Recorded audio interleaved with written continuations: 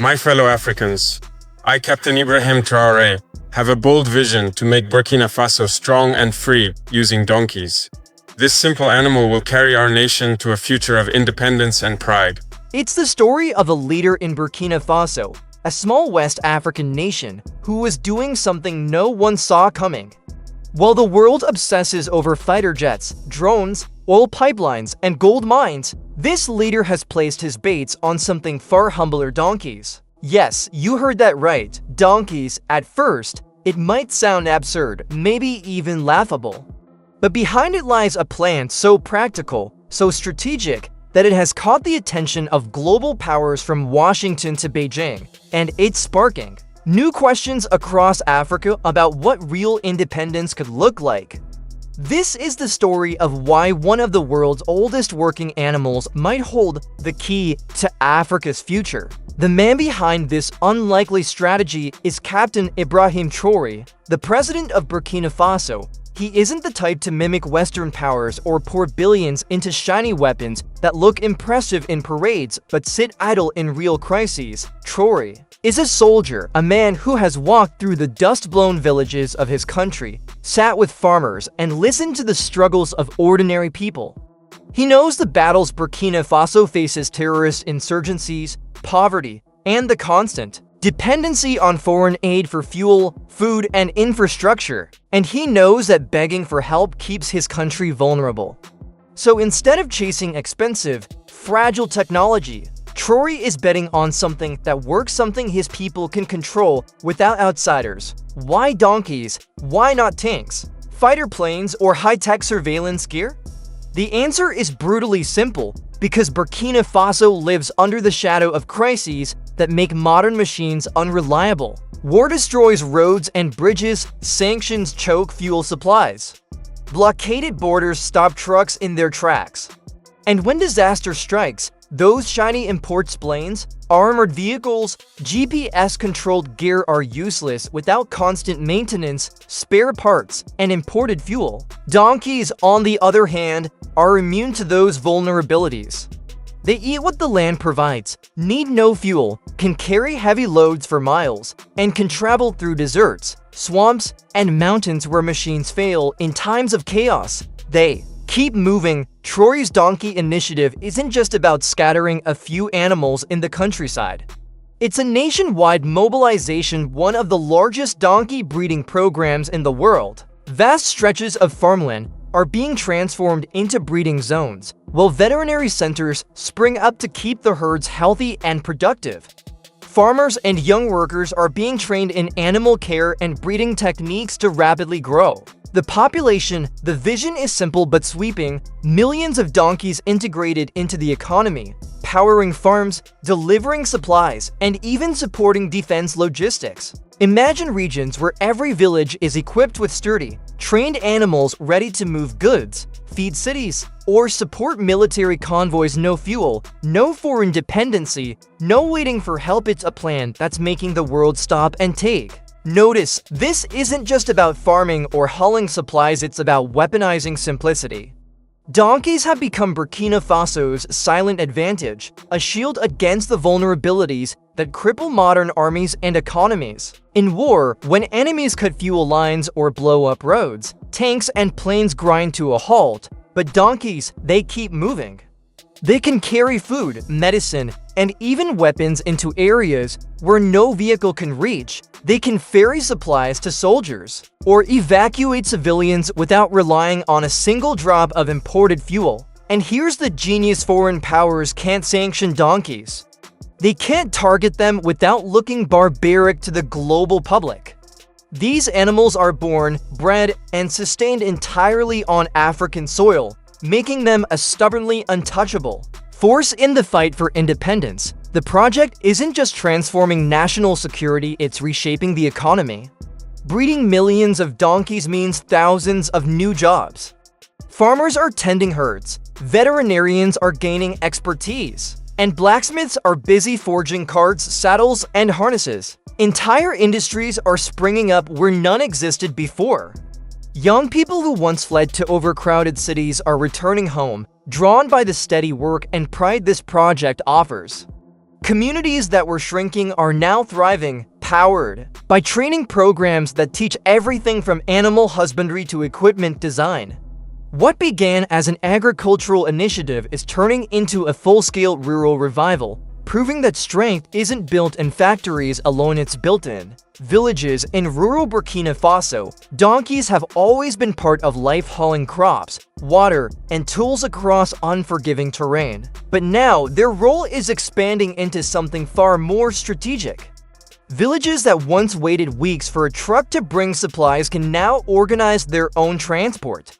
Farmers can move seeds, fertilizers, and harvests faster, cutting waste and increasing yields. The result: more food, less reliance on expensive imports, and a giant step towards self-sufficiency. Each load a donkey carries is one more blow to dependency, one more stride toward a nation that feeds itself on its own terms. But there's another layer: trade. In parts of Asia, donkey hides are so valuable they're worth more than silver, used to make everything from traditional medicines to luxury cosmetics. Captain Traoré knows this, and he's making sure that if Burkina Faso enters this market, it will do so on its own terms. No mass sell-offs to foreign corporations, no quick cash exploitation. The priority is to strengthen Burkina Faso first, with exports serving as a controlled source of income that benefits African workers and communities, not foreign shareholders. This is economics with sovereignty baked in. The vision doesn't end at Burkina Faso's borders. Neighboring nations Mali, Niger, Chad are already showing interest. Leaders from these countries have toured the breeding facilities, eager to replicate the model. Talks are underway for a West African donkey trade network, a system where goods move from country to country without needing tankers, trucks, or imported fuel. Picture it: food, textiles, and tools flowing along ancient trade paths, revived and expanded by a modern strategy that sidesteps foreign control entirely. This isn't nostalgia, it's a blueprint for regional strength, and that's exactly why the big powers are uneasy. Washington, Brussels, and Beijing are used to controlling Africa's levers: oil fields, loans, trade choke points. But this is outside their playbook. They can't freeze donkey fuel because there is none. They can't blockade an animal that breeds in backyards and grazes on local grass. For once, Africa holds a card the world can't simply buy, sanction, or bomb into submission. And that makes this small, stubborn animal one of the most quietly revolutionary forces on the continent today. This makes Captain Traoré's plan a direct challenge to global power. In the West, some dismiss it as primitive, mocking the image of donkeys replacing trucks or planes.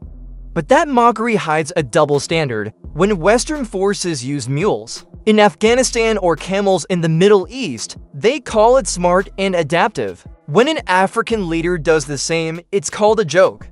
The truth is, this is no backward idea, it's strategic brilliance. Captain Traoré isn't just breeding donkeys. He's building a living shield for Africa, a shield no sanctions can weaken, no bomb can erase, one that protects Burkina Faso's economy, people, and independence. And it's scalable. Mali, Niger, Guinea could all build similar networks, forging a stronger, united Africa. The message is clear: Africa is not weak, Africa is not helpless. With its own resources and creativity, it can solve its own problems. Donkeys are more than beasts of burden, they're symbols of resilience, proof that Africa can stand tall against powerful foes. This project is also a call to every African citizen. Farmers can join by raising and caring for donkeys. Engineers can design better carts and harnesses to boost efficiency. Teachers can pass on the importance of the project to the next generation. Leaders in other nations can learn from Burkina Faso's model and adapt it to their own countries. Every African has a role in building this future, one where Africa controls its food, transport, and trade, free from foreign dominance. Captain Traoré's vision is a spark, but it will only become a fire if it spreads across the continent. The Donkey Project is designed for both peace and war. In peacetime, they help farmers carry crops, deliver water, and move goods to market, especially in remote areas with poor roads and costly fuel. In wartime, they become mobile lifelines transporting medicine, food, or even weapons into places vehicles can't reach. This dual purpose makes the plan powerful, keeping Burkina Faso moving no matter what. History proves that simple ideas can change the course of nations. For centuries, horses, mules, and camels powered wars, trade, and empires. Captain Traoré is reviving this wisdom with a modern twist, using donkeys to tackle today's challenges, like fuel dependence and foreign tech reliance. The past isn't just a memory, it's a toolkit. Western militaries know this. Afghanistan saw US troops using mules for supply lines, and in the Middle East, camels remain key to desert trade. Those choices were praised as tactical genius. Now, Africa is applying the same principle, adapted to its own needs and terrain. It's proof that innovation sometimes means rediscovering what already works. The reaction: Africa's streets are buzzing. Young people hail Traoré as a visionary who dares to break the mold. Farmers, workers, and students rally behind the donkey revolution. Meanwhile, parts of the West look puzzled or dismissive, failing to see the quiet power of an idea whose time has come. They can't understand how a donkey could be a tool of power. Their minds are locked on money, missiles, and machines. But others, like China, are paying close attention. They see the trade opportunities, especially in the market for donkey hides, and they're eager to get involved. Yet Captain Traoré is drawing the line. Any deal must put Africa first. Not everyone at home agrees. Some African voices argue the plan is too basic, too old-fashioned. They want shiny tech instead, fearing that donkeys make the continent look weak. But they're missing the truth. This isn't about stepping backward, it's about stepping forward with what Africa already owns. It's about building strength from within, using tools that can't be sanctioned, sabotaged, or stolen. Of course, the road ahead isn't without obstacles. Breeding millions of donkeys takes years, resources, and careful management. The government must ensure they're healthy and well-fed. Skilled caretakers must be trained, and the entire network must be shielded from outside interference, especially from foreign companies looking to exploit it. But Captain Traoré is ready for this fight. Every step forward shows his resolve. He believes the plan's worth the struggle, and he's betting on an unshakable truth. When an idea is this well-rooted, it can weather any storm. If the donkey project thrives, it could rewrite Africa's economic story. Burkina Faso could emerge as the leader of a new, self-reliant model, one that turns local resources into national strength. Other African nations could follow suit, building their own donkey-powered supply chains and forging a united economic front. This might not just free the continent from foreign control, it could ignite a wave of creativity. If donkeys can solve major problems, what other overlooked tools lie waiting? Captain Traoré's plan is proof that Africa doesn't have to mimic the West. It can walk its own road and still arrive ahead. This is more than Burkina Faso's story, it's Africa's declaration. A statement that the continent is ready to own its future, demand respect, and lead with its own vision. Captain Traoré has lit the torch, but it will take all of Africa to carry the flame. So the question is yours. Will you laugh at the idea of donkeys or see the power in them? Will you watch from the sidelines or march in this quiet revolution? The choice is in your hands. The world is watching. Africa is rising. So let's back this vision. Let's learn from it, share it, and grow it. Tell your friends, family, and neighbors. Spread the story of a leader who dared to turn a humble animal into a national strength. Stay tuned to the voices that tell Africa's real stories, voices like this one. Together, we can build a future where our continent stands strong and free. This is more than a plan, it's a movement. And like the donkeys themselves, it's steady, determined, and unstoppable.